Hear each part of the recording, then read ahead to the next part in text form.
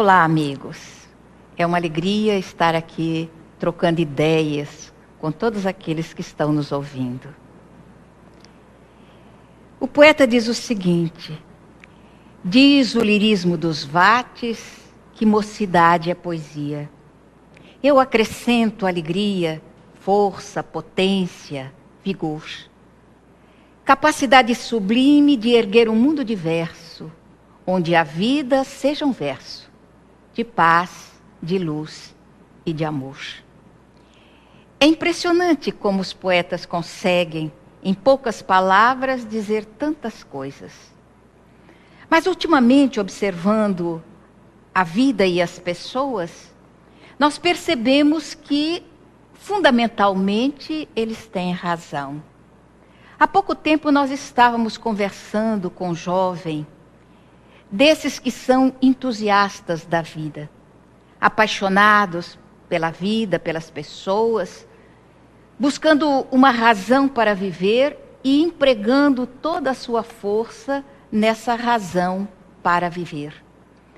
E esse jovem observou que no campo do desmando moral, das quedas, há uma sequência quase que lógica entre o comportamento de um pai e depois o comportamento de um filho.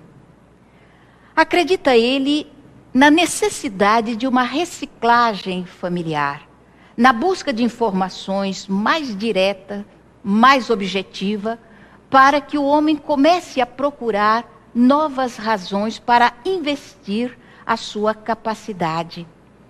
E como o poeta diz, mocidade é força, potência, vigor. Então esse moço começou a aplicar essa força, objetivando uma reestruturação familiar.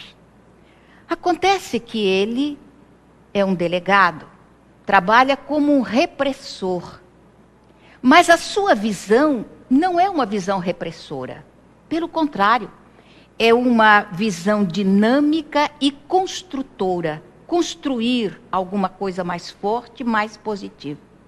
Começou a fazer, então, uma revolução dentro da sua delegacia de polícia, iniciando principalmente pela mudança de hábito daqueles que trabalhavam com ele nesse sistema repressor.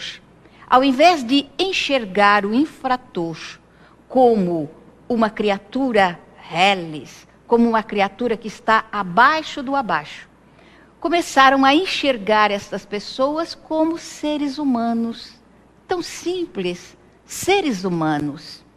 E essa visão de ser humano começa a estabelecer as mudanças que são necessárias, humanizar o sentimento da criatura. Então, os próprios policiais iniciaram uma forma diferenciada de buscar aqueles infratores.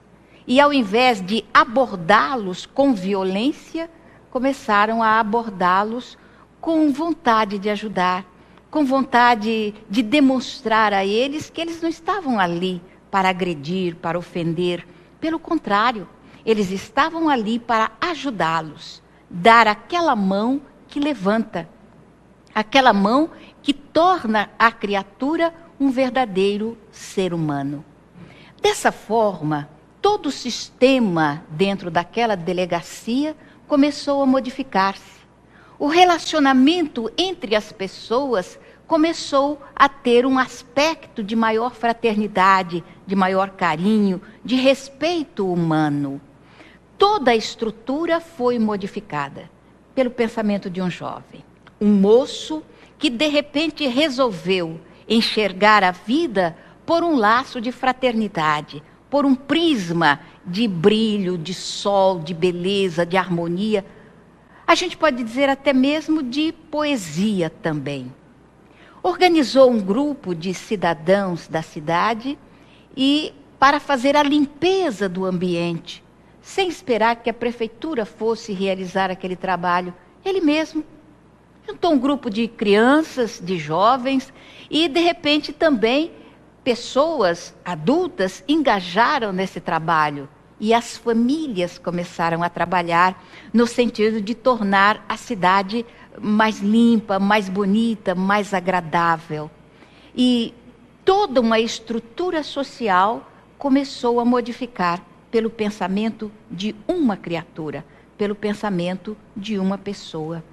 Se nós pensarmos igualmente o quanto eu posso fazer, o quanto você pode fazer, no sentido de modificar a estrutura social, vamos perceber que a gente pode. Nós temos condições para isso. O mais importante é lembrarmos que somos filhos de Deus. Já pensou? Você é filho de Deus. O ser mais poderoso, o Criador de tudo. Naturalmente, você herdou do seu pai alguma coisa. Naturalmente, você tem dentro de si um poder que até hoje nós não pensamos que possuímos e nem imaginamos uma forma de utilizar esse poder que vem do nosso Pai. Se começarmos a pensar assim, vamos pensar igualmente no fulcro de todo o acontecimento social. Vamos procurar a base, onde se assenta todos os acontecimentos que se dão conosco em particular e com a sociedade de uma forma geral. Vamos descobrir a primeira célula social, a família. E perceber que é exatamente da família que pode partir todo um movimento de reestruturação da capacidade do homem de modificar o status quo. Vamos perceber que nós estamos no mundo de transição. São tantos acontecimentos que têm se dado e de uma forma que parece esmagadora e às vezes desalentadora, porque é esta visão que o homem tem dos acontecimentos que estão se dando nessa transição social e nessa transição também fisiológica que está ocorrendo em nossa terra. Vemos os aspectos negativos, destruidores. Todavia, dessa destruição surge uma virtude que a gente não está acostumado a valorizar. É a virtude da solidariedade, da fraternidade. São tantas as criaturas que laboram no sentido de levantar aqueles que estão tombados, levantar aqueles que estão caídos, aqueles que aparentemente chegaram ao fundo do poço, mas que de repente descobre que existe uma mão amiga que se estende para levantá-los. É este acontecimento que se dá quando ocorre cataclismos, como tem ocorrido ultimamente na Terra. As pessoas se movimentam para ajudar. E de repente o núcleo familiar se reúne. E aí foi apresentado por esse moço uma família que resolveu ser atuante no sentido do bem. Uma família que resolveu ajudar. E então, criaturas pobres, sem grandes possibilidades econômicas, começaram a juntar moedas. E até o pequenino, de 5 anos, resolveu também dar a sua oferta, a sua oferenda para ajudar a uma outra família que estava numa situação de profunda necessidade. Aí a gente tem que lembrar do Evangelho. Não tem como esquecer de Jesus. Quando ele apresenta a viúva que ofereceu 2 moedas de cobre para ajudar a sua igreja, o seu templo. 2 moedas que não tinham nenhum valor no que diz respeito à aquisição de alguma coisa. Todavia, foi aquela viúva que ofereceu aquelas 2 moedas que ficou lembrada para todo sempre, que ofereceu o óbolo, a viúva do óbolo. E aquela família, tão simples, tão pobre, começou a juntar valores, começando pela moeda que foi oferecida por um garotinho de 5 anos, que ganhou essa moeda vendendo sorvete na rua.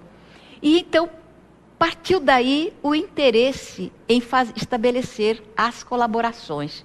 E essas colaborações foram se multiplicando.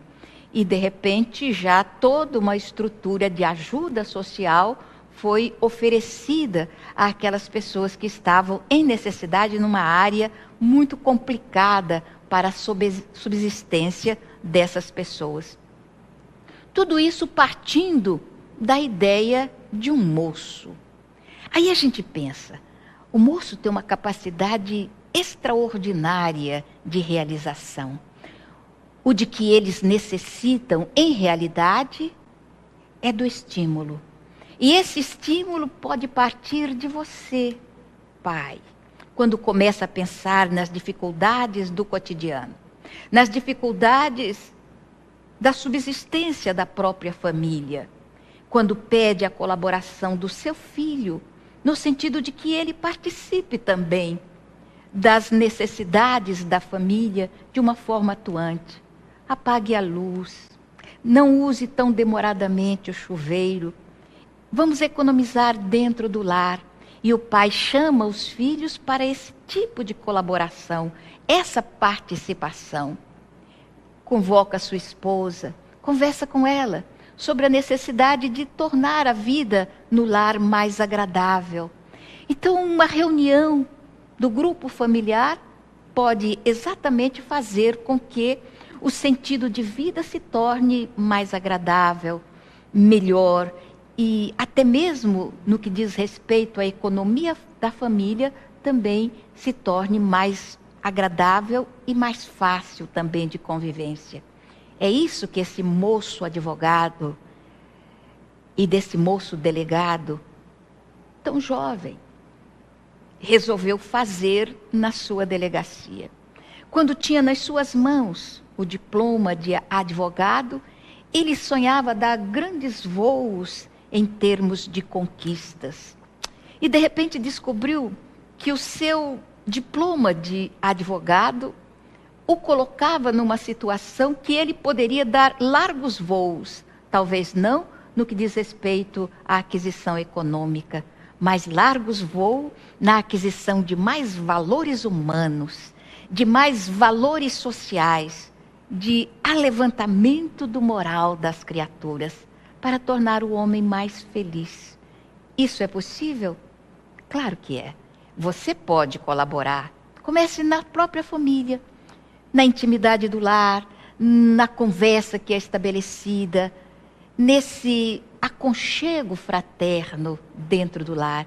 E você vai perceber quantos valores possui guardado no coração, nas mãos. E quantas possibilidades também a própria fé consegue estabelecer para aquele que deseja construir um mundo mais agradável, um mundo melhor. Vamos começar? Comece sorrindo, amanheça feliz, acorde com alegria dentro da alma, transfira essa alegria para os componentes da família e de repente Jesus se torna um comensal da sua mesa e você vai ser muito feliz.